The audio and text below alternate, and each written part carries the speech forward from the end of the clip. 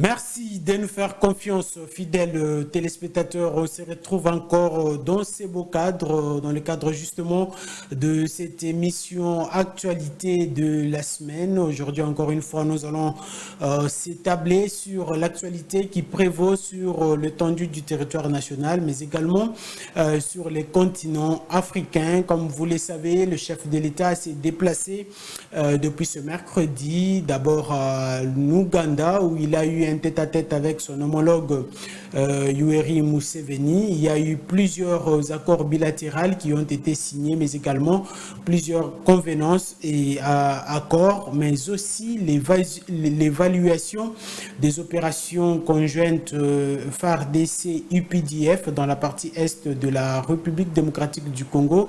Il était question d'évaluer cette histoire pour enfin voir les fruits que cette collaboration ou cette opération conjointe a produit en rapport avec la situation sécuritaire dans la partie est de la République démocratique du Congo, mais aussi le chef de l'État, depuis ce mercredi dans la soirée, a foulé les sols de Bujumbura, où il est en train de participer à la 23e, au 23e sommet justement des COMESA. C'est une organisation sous-régionale qui réunit les chefs d'État et des membres de gouvernement. Et là, il y a eu passation de pouvoir entre le président de la Zambie et celui de Burundi dans le cadre de la sous-région. Mais le chef de l'État, Félix Tshisekedi, a tout de même été déterminé pour que la paix puisse justement régner dans la sous-région. Mais aussi, il y a des réactions qui nous fusent de partout en rapport avec cette question épineuse sur le changement ou l'éradication de la Constitution depuis l'annonce du chef de l'État lors de son passage dans la ville de Kisangani, dans la province de la Chopo. Le chef de l'État avait justement émis le vœu de mettre en place déjà l'année prochaine une commission qui va statuer sur la question de changement ou modification de la Constitution. Mais les avis restent tout de même de partager dans la classe politique congolaise. Il y a ceux qui pensent qu'il n'y a pas d'opportunité, il n'y a pas de nécessité, mais aussi il y a ceux qui pensent que voilà, il faut maintenant changer cette Constitution. Alors, les avis restent de partager. Aujourd'hui, nous allons en parler dans cette émission. Nous allons justement aborder cette question avec notre invité qui sera d'un moment à l'autre avec nous ici sur ces plateaux, Jean-Patrick Moussenga, qui sera avec nous d'un moment à l'autre. C'est avec lui que nous allons justement aborder cette question de la révision ou du changement de la Constitution. Alors, en ce qui concerne cette question, il y a l'Église catholique qui ne part pas favorable par rapport à cette question du changement de la Constitution, mais aussi il y a des professeurs qui pensent que voilà, il faut nécessairement d'abord faire un état des lieux, voir la nécessité ou l'opportunité de comment est-ce que ça va se passer en rapport avec le changement ou la modification de la Constitution. Alors, ceci étant, je crois, nous allons aborder cette question sur le plan forme et fond, s'agissant de plusieurs faiblesses, plusieurs articles qui nécessitent à être retouchés en rapport avec la Constitution de la République démocratique du Congo. Alors, en ce qui concerne les articles, par exemple, les articles qui parlent de la souveraineté du peuple congolais, mais aussi les articles 58 qui évoquent le partage équitable des richesses des Congolais. Alors, tout a été défini dans la Constitution, mais l'applicabilité pose un sérieux problème.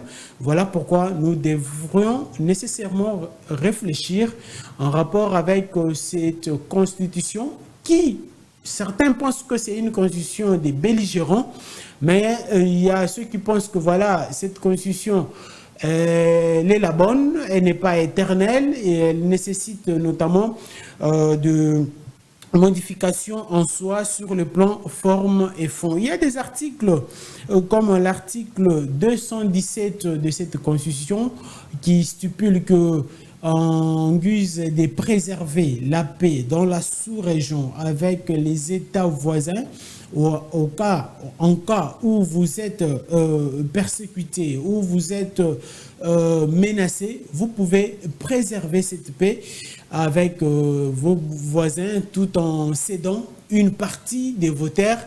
Ce sont des articles qui fâchent dans cette constitution, mais quand nous avons justement posé les questions aux personnes attitrées, les personnes qui pensent que voilà, il faut nécessairement une révision ou le changement de la Constitution. Il y a ceux qui pensent qu'il y a certains articles qui doivent être notamment changés, mais il y a ces articles qu'on appelle les articles de souveraineté, les articles verrouillés, les articles qui ne peuvent faire d'aucun changement, notamment les 220, là, les articles de 220, mais également cet article qui évoque la limitation des mandats du président de la République. C'est tout ça, ces articles qui essaient un peu de fâcher en rapport avec la révision de la Constitution. L'article 70 qui stipule que le mandat du chef de l'État, le chef de l'État a un mandat une fois renouvelable, selon les concepteurs de cette Constitution. Mais il y a ceux qui pensent que voilà, il est temps maintenant de voir comment est-ce qu'on doit nécessairement revoir cet article de la même manière que cet article a été verrouillé en ce qui concerne la limitation des mandats du chef de l'État.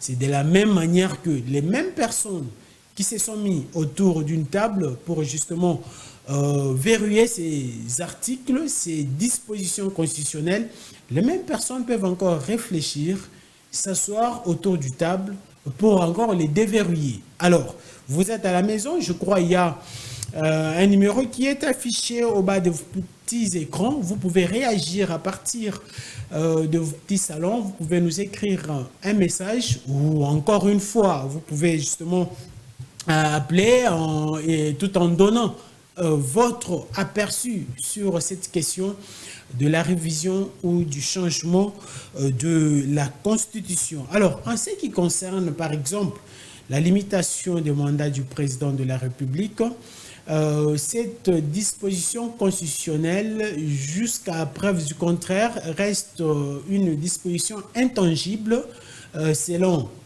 un camp ou un autre. Le 5 ans pour les autres pensent que c'est insuffisant qu'un chef de l'État puisse arriver au pouvoir et 5 ans après qu'il puisse justement donner ou apporter ce qui est les attentes du peuple congolais. Donc, dans les 5 ans, avec cette constitution, après les élections, il y a la constitution de la majorité parlementaire qui nous prend 5 à 6 mois, voire même 7 mois.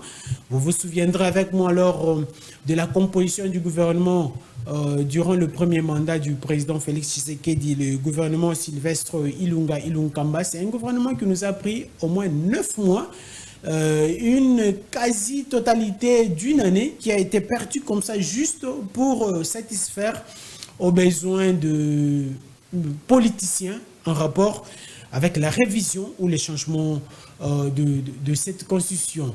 Mais aussi, il y a plusieurs formalités qui sont justement posées, notamment après les élections. Le chef de l'État doit nécessairement nommer un informateur. Cet informateur qui doit aussi faire un travail, il a 1 mois, 30 jours, une fois renouvelable, c'est-à-dire que ça peut nous amener jusqu'à 2 mois, afin qu'il puisse dénicher la majorité au sein du Parlement. Et au cas contraire, quand il y a des blocs, des crocs en jambes, quand il y a des partis politiques, des regroupements politiques qui arrivent ça et là, chacun avec son cahier de charges, en tout cas, ça pose des sérieux problèmes. Et voilà pourquoi il y a eu ceux qui pensent que voilà, il était temps vraiment de réviser cette constitution en rapport avec toutes ces dispositions qui fâchent. Mais aussi, la Constitution, on ne peut pas toutefois la jeter en pâture parce qu'il y a de ces articles qui ont été exécutées, qui ont été mises en exergue, notamment l'article 43 de la Constitution, qui consacrait la gratuité de l'enseignement à l'échelle primaire. Et depuis un certain temps, depuis justement l'arrivée du président Tshisekedi aux affaires, on l'a vu mettre en place cette disposition constitutionnelle, et depuis un certain moment, on a vu cette gratuité en train de monter progressivement, malheureusement, bien qu'il y a toujours des petits soucis, mais quand même, le premier mandat a été une réussite en rapport avec cette gratuité. C'est la preuve à suffisance que la volonté politique peut nous amener à respecter les lois du pays, mais aussi cette constitution qui laisse la classe politique congolaise départagée, parce qu'il y a plusieurs choses qui vont justement se passer en rapport avec cette constitution. Alors, excusez, il y a plusieurs personnes qui sont en train de réagir en rapport avec ça. Ils nous écrivent de partout. Nous allons justement essayer de lire quelques messages concernant la révision de la Constitution. On ne dit pas que ça fait l'unanimité, hein. Les avis restent partagés en rapport avec cette révision de la Constitution. Alors, il y a par exemple Monsieur Victor, voilà, Monsieur Victor qui nous suit depuis la commune de Ngaliema. Selon lui, il pense que cette Constitution dite des belligérants a été une Constitution qui nous a permis de mettre toutes les divergences de côté, mais aussi de s'asseoir, d'autant plus que le pays était en mode de balkanisation. Voilà pourquoi le dialogue de Sun City avait permis à ce que le pays soit unifié. Là, je précise que c'était sous le président Joseph Kabila Kabange qui a accepté de partager son pouvoir avec des Congolais mécontents, avec des Congolais qui pensaient que voilà, il fallait justement balkaniser ces pays dans son entièreté, mais il a tout de même accepté et il a prouvé, il a montré l'essence de cette maturité-là pour unifier le pays, et ça a débouché à ces dialogues de Sun City. Après, la Constitution a été établie jusqu'à ce que Joseph Kabila va publier cette Constitution le 18 février 2006, va promulguer exactement cette Constitution le 18 février 2006. Alors, il y a de ceux qui pensent que cette Constitution nous a juste permis de se mettre autour d'une table, d'unifier le pays, mais il est temps maintenant de la revoir. Il est temps maintenant de chercher, voir comment est-ce qu'il y a des articles qui ne concordent pas, qui ne correspondent pas avec nos réalités. J'espère que j'ai emprunté les mots du président de la République lors de son passage à Kisangani. Il disait, je cite, « Cette constitution ne reflète pas ou ne concorde pas avec les réalités de notre pays. » Alors, il y a plusieurs réalités qui, vous, en tant que Congolais, vous n'êtes pas sans ignorer qu'il y a plusieurs réalités dont nous sommes butés politiquement, sociologiquement, voire même sur le plan, comment dirais-je, sur le plan social, qui nous butent d'être en face de plusieurs situations qui ne cadrent pas avec la réalité. Alors, la Constitution doit-elle être nécessairement changée ou modifiée? C'est ça la plus grande question que nous nous posons. Le changement de la Constitution ou la révision ou encore l'amendement de la Constitution, tout ça, ce sont des vocabulaires qui vont permettre à ce que vous et nous, tels que vous êtes là à la maison, que vous puissiez aussi comprendre la quintessence de cette question. Il y a ceux qui pensent que le régime en place a failli. Il y a ceux qui pensent que ce n'est pas la Constitution qui est à la base, entre guillemets, on va se dire, je ne veux rien confirmer ici, entre guillemets, de l'échec du régime. Ce n'est pas la Constitution qui bloque à ce que le régime en place puisse justement répondre aux desiderata, mais également aux besoins de la population. Alors, toutes ces questions nous laissent un peu perplexes en rapport avec cette modification, mais ici, il faut tout de même admettre que la Constitution en vigueur présente plusieurs faiblesses. Nous allons illustrer quelques articles. L'article 5 qui donne la souveraineté au peuple congolais. Mais quand vous allez à l'article 70, la même souveraineté du peuple congolais qui est attribuée à l'article 5 de la Constitution est limitée à l'article 70. Parce que ici, le peuple peut choisir n'importe quel dirigeant qu'il veut. Mais vous allez constater avec nous que à l'article 70, on vous dit que les mandats du président de la République est un mandat une fois renouvelable.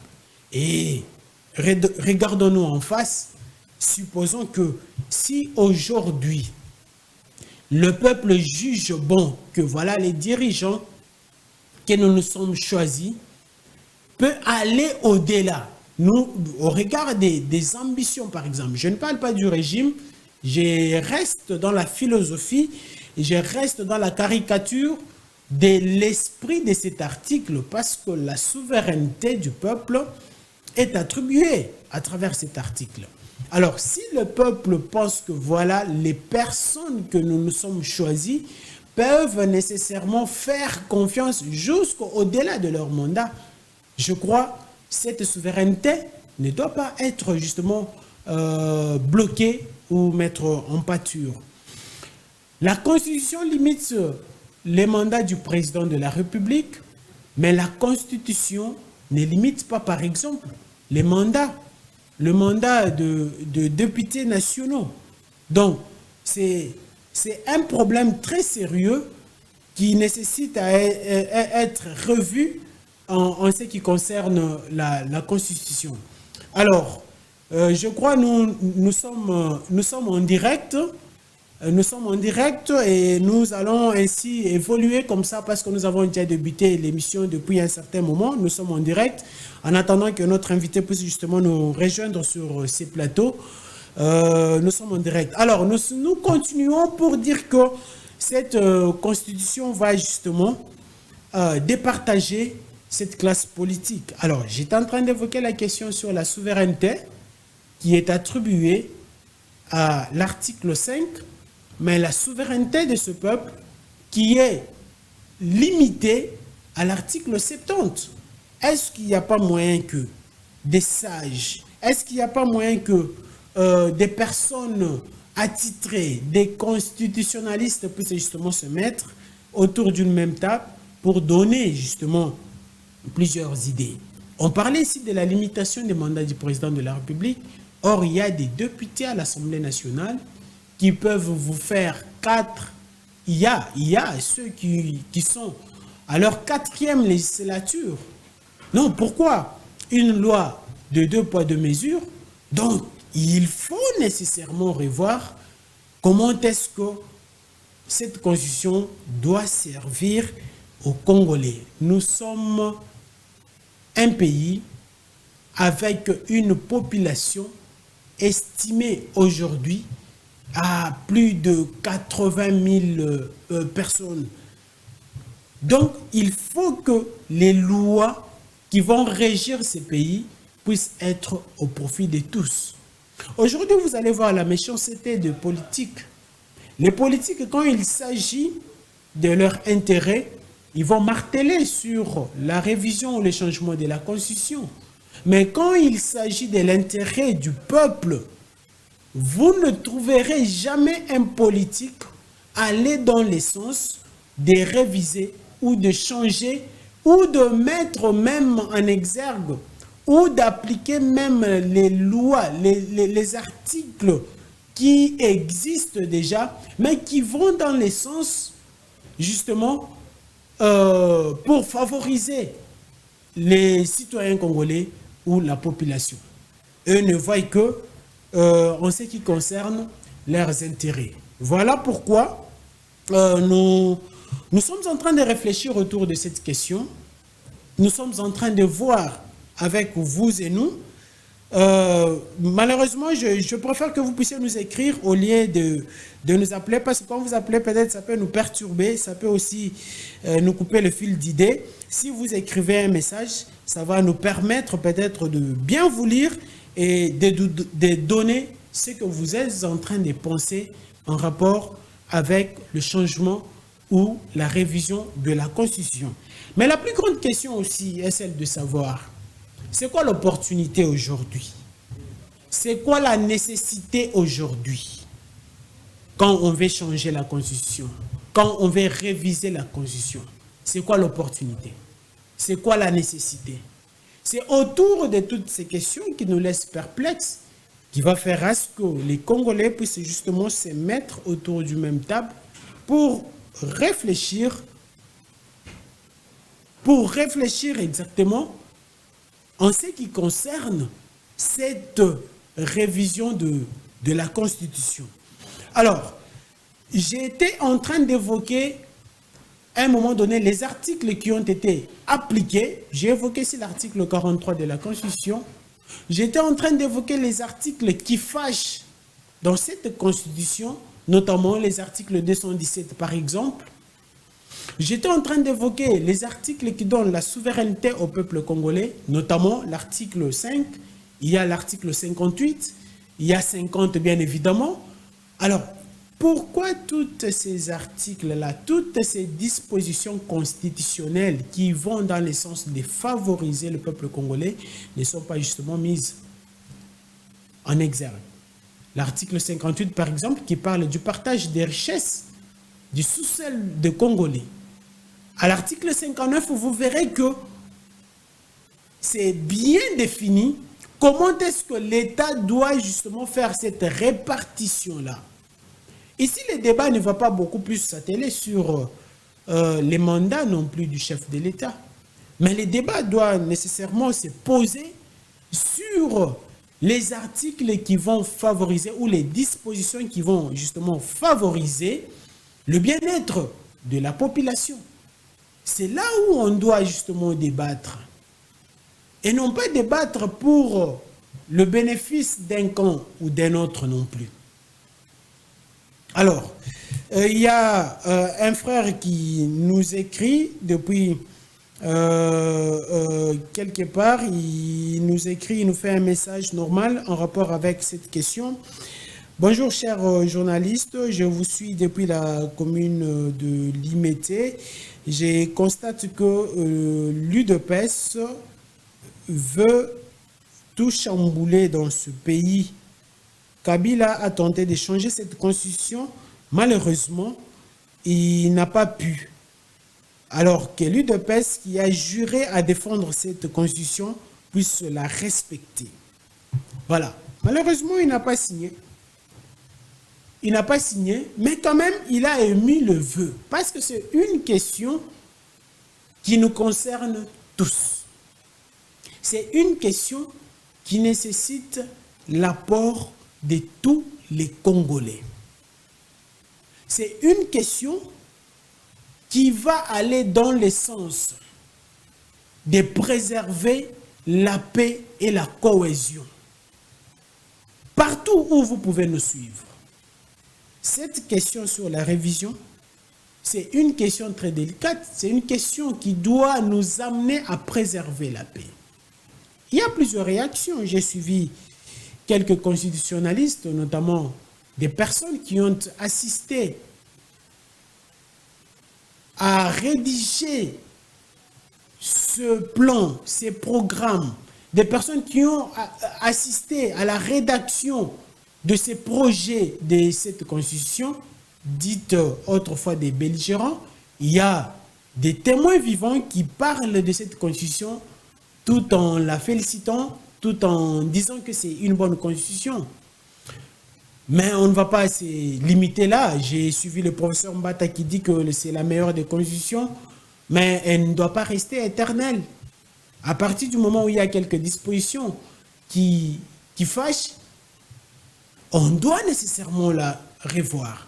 Elle-même, la Constitution, je crois dans son article 220, elle prévoit les mécanismes, elle prévoit les méthodes, elle prévoit comment est-ce qu'on peut justement la changer ou encore la modifier.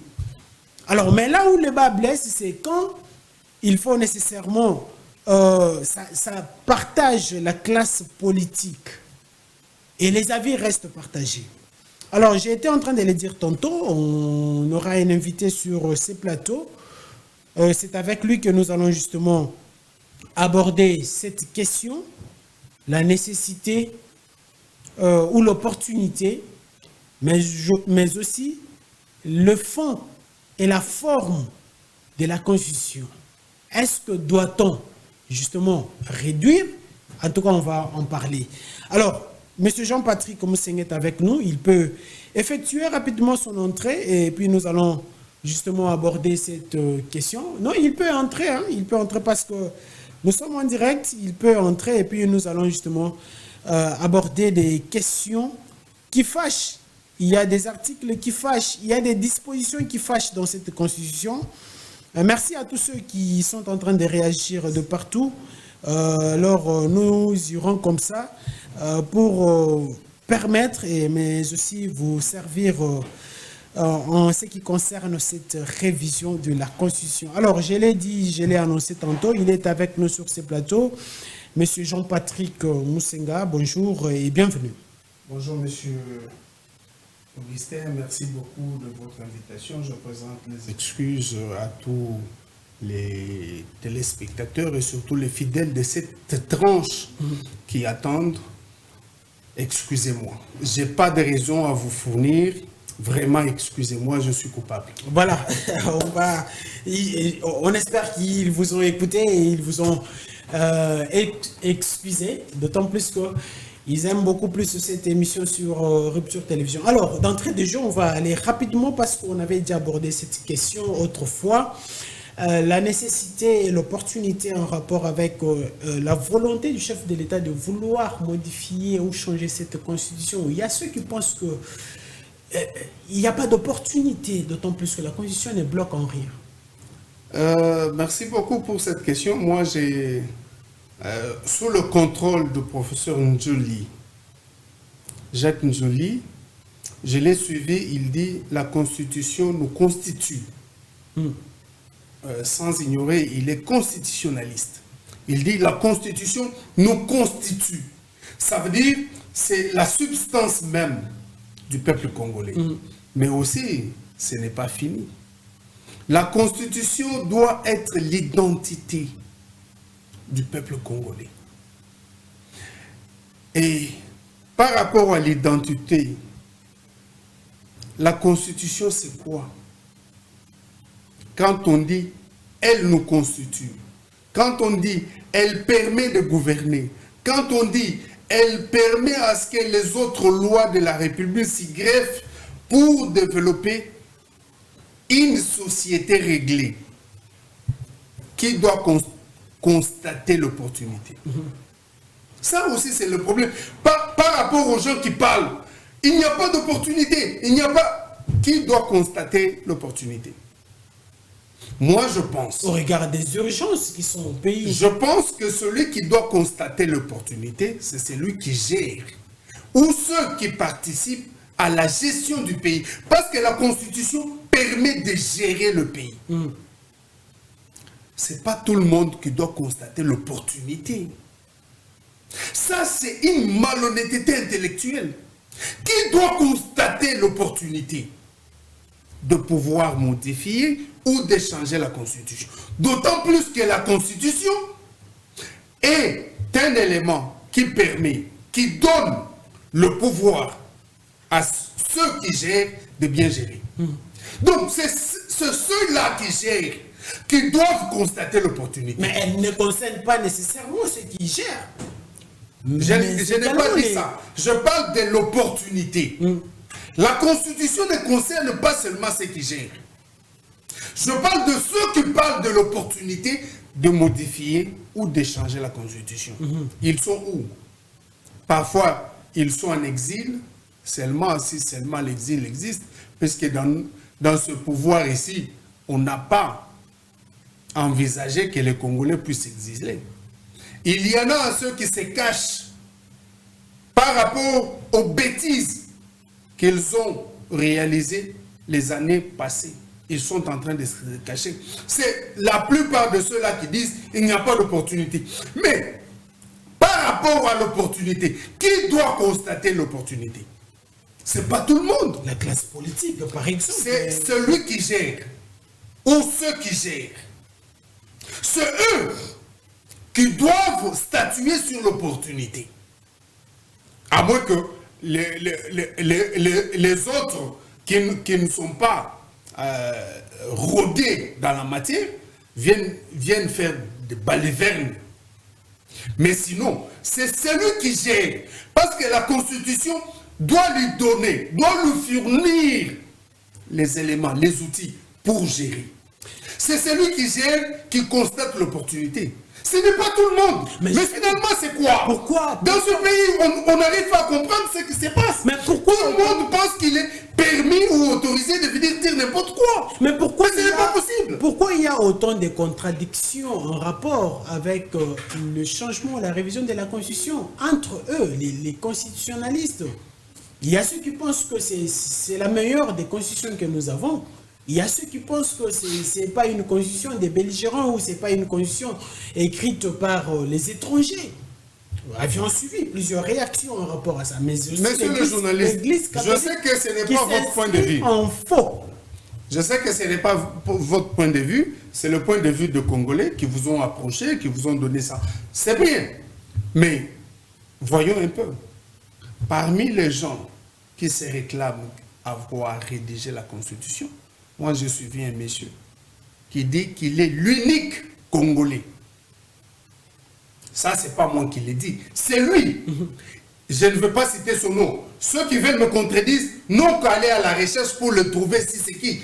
Il dit, il est l'unique Congolais. L'unique intellectuel Congolais. Ça veut dire, l'unique, ça veut dire quoi? Il est le seul qui a participé à la rédaction. Ça veut dire que les autres étaient quoi? Et on n'a pas trouvé quelqu'un qui l'a contredit. Il dit qu'il est l'unique intellectuel congolais, penseur ou encore quoi que ce soit, qui a participé à l'élaboration de bout en bout de cette constitution. Ça veut dire que les autres n'étaient pas congolais. Selon vous, aujourd'hui... Je voudrais enchérir pour dire, lorsque lui dit comme ça, les gens qui veulent contredire les propos de Félix-Antoine Tshisekedi pour dire que cette constitution a été faite par les étrangers doivent commencer par s'attaquer à celui-là qui a dit qu'il a été l'unique à assister. Bon, mon brassard est tombé. Le brassard ici qui est tombé, c'est le brassard de victime de guerre. Je ne veux pas m'empêcher de le porter parce que c'est le symbole d'une lutte. Je pourrais le reporter après. Pour continuer, je voudrais montrer, lorsque le professeur Mbata, l'un des constitutionnalistes de notre pays, qui dit il faut bien lire les propos de Mbata. Il dit cette constitution est la meilleure que le Congo ait connue. Ça veut dire quoi? Ça ne veut pas dire que c'est l'unique que le Congo a connu qui soit meilleur jusqu'à la fin du monde. Il dit jusqu'ici.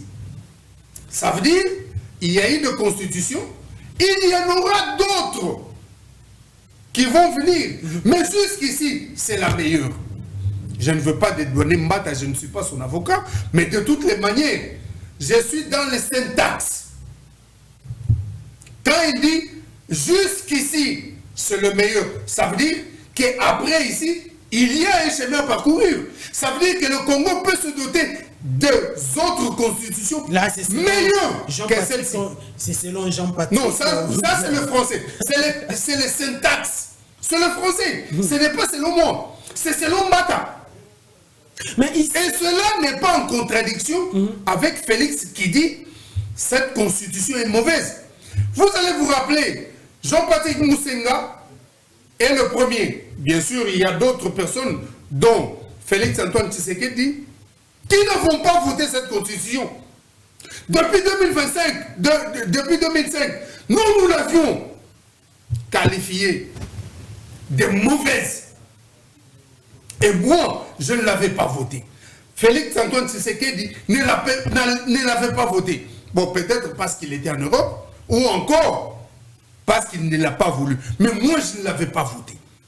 Ceci, c'est un grand cri pour témoigner que déjà, au début de cette constitution, il y avait des gens qui l'avaient requisé, qui l'avaient refusé. Et puis, pour que cette constitution passe au référendum, il faut voir le pourcentage de ceux qui avaient voté oui, avec ceux qui avaient voté non, et avec au prorata de toute la population congolaise. Vous allez déjà établir la vérité sur ça. Il y a eu des gens qui l'ont refusé, mais parce qu'il y avait eu des menaces. Cette constitution n'avait pas été votée par les Congolais. Les Congolais avaient voté sous menace. C'était comme du temps de Maréchal, où l'on disait votez vert. Ne votez pas rouge parce que le sang va. Justement. Alors aujourd'hui, selon vous, si on veut tabler sur des matières qui vont justement nous pousser ou nous amener justement à la révision ou l'éradication de cette constitution, quelles seraient les matières qui vont mettre plus d'une personne d'accord pour justement qu'on arrive à réviser cette constitution? Oh, monsieur le journaliste, vous savez, nous ne sommes plus dans la pensée unique, dans la vision où tout le monde devait voter 96% comme au Rwanda et tout ça. Nous ne sommes plus dans cette pensée unique. Nous sommes dans la pensée pluraliste. Mais ce qui compte, c'est la majorité. C'est ce qui compte. Les frères, les amis qui ne sont pas d'accord avec notre démarche doivent fournir d'efforts. Et nous sommes en train de fournir l'effort sur le plan sociologique, mais aussi national, pour que notre idée soit comprise, adoptée par notre population. Sûrement, nous aurons la majorité de notre peuple. Et nous allons changer cette constitution. Pour répondre à votre question qui demande quelle matière. Dans le préambule de cette constitution, on vous dit que la République démocratique du Congo doit être attachée aux valeurs sociales. Et lorsque nous prenons les valeurs sociales ou le socialisme en RDC, je sais que mon parti, l'UDPS et d'autres partis qui militent pour le bien-être des Congolais, nous sommes socialistes. Oui. Mais je vais aller au-delà. Le socialisme n'est pas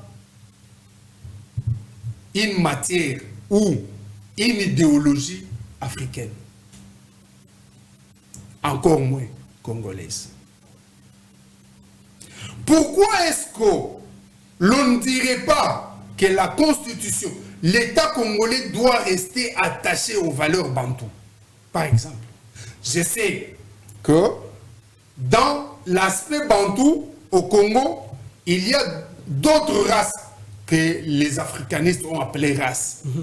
Il y a les Soudanais et les Pygmées qui ne sont pas bantous. Si nous disons que ça reste attaché aux valeurs bantoues, c'est vrai que les Pygmées vont devoir se sentir lésés. Que les Soudanais qui font une ceinture au-delà de Kisangani, en fait, de l'ancienne province orientale jusqu'à l'ancienne province de l'Équateur, vont se sentir lésés pour dire, mais pourquoi parler seulement de Bantou alors que nous sommes là? Mais c'est un exemple. Pourquoi est-ce que nous devons copier? C'est pourquoi lorsque Tshisekedi parle d'une constitution des étrangers, ça trouve sa place. Est-ce que l'idéologie socialiste est une idéologie congolaise? Non. Je réponds tout de suite pour dire non. C'est une idéologie étrangère. C'est vrai que nous pouvons bien l'adopter, mais nous pouvons rester attachés à l'idéologie avant-gardisme, africaniste, avant-gardisme. Ça, c'est une idéologie bantou. Et puis, ça, c'est déjà, il y a des problèmes dans le préambule. Et lorsque, déjà dans le préambule, il y a déjà des problèmes, ça demande à ce que l'on revoie le tout. Lorsque l'on vous parle de droits de l'homme et l'on vous fait passer le droit de l'enfant, vous allez constater qu'en Occident, l'éducation a été bafouée avec cette histoire de droits de l'enfant. Et ce n'est pas notre culture bantou. Il y a beaucoup d'autres choses. Par exemple aussi, lorsque l'on vous dit que lorsqu'on a contacté ou contracté les accords internationaux, et si jamais ces accords s'avéraient inadaptés, on ne peut pas les révoquer jusqu'à attendre que la Constitution soit modifiée. Ça veut dire quoi? Et en plus, pourquoi nous devons... Je suis d'accord pour le pluralisme, mais je ne suis pas d'accord pour le pluralisme sauvage. Nous avons aujourd'hui 1000 partis politiques. Pourquoi? Il faut revoir. Tout ça, il faut revoir. Et puis, dans tout ce parti politique, il n'y a pas des idéologies africaines. Je fais hommage à Nemwanda Nsemi, qui a créé un parti politique avec l'idéologie avant-gardisme africaine. Mais les autres, ils ont copié. Par exemple, nous allons devoir parler des langues. Pourquoi est-ce que notre constitution doit être rédigée en français? La langue officielle, par exemple. Oui, mais la constitution est d'abord nationale, avant d'être officielle. Elle est d'abord nationale. Elle devrait être comprise dans les langues nationales.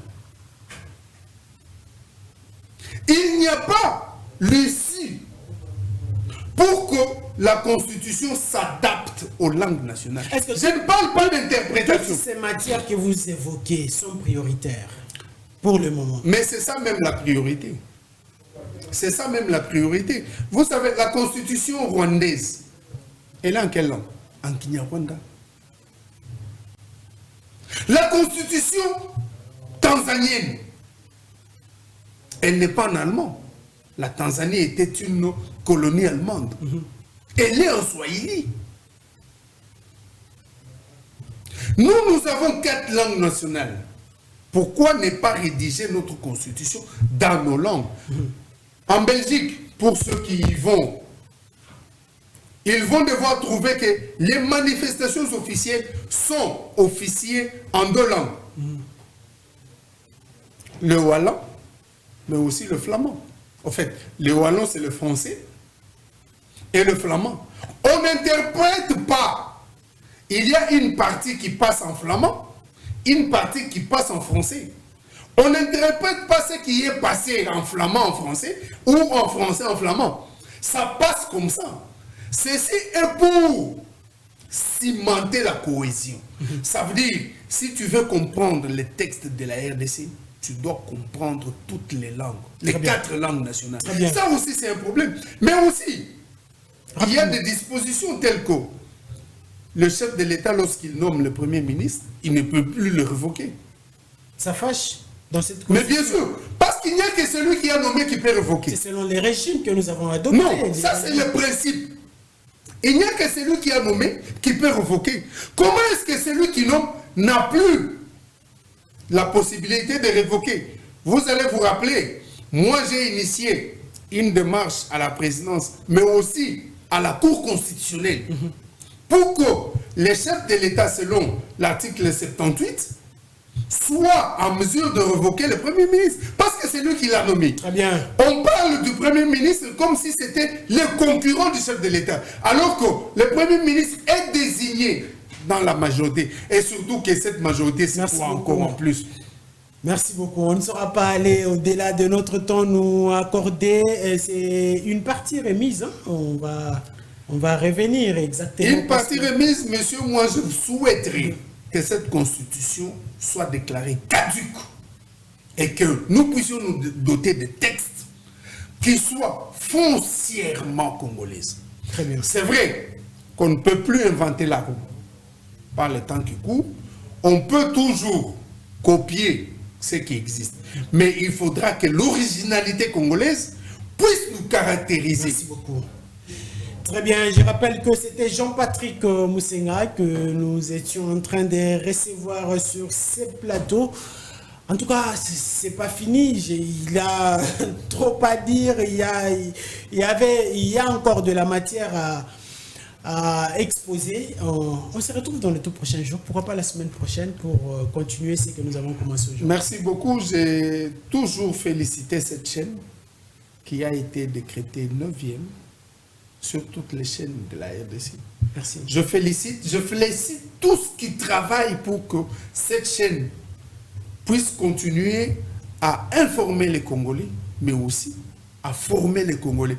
Le divertissement, on peut le trouver ailleurs. Merci beaucoup. Mais la formation et l'information, je pense que c'est rupture. Merci beaucoup à vous, nos fidèles téléspectateurs, mais également à toute la grande équipe technique qui nous a accompagnés. Dianis Kiakwama, Junior Lushiku, Igo Malela, sans pour autant oublier la coordination du directeur technique, le pasteur Harris, qui était avec nous.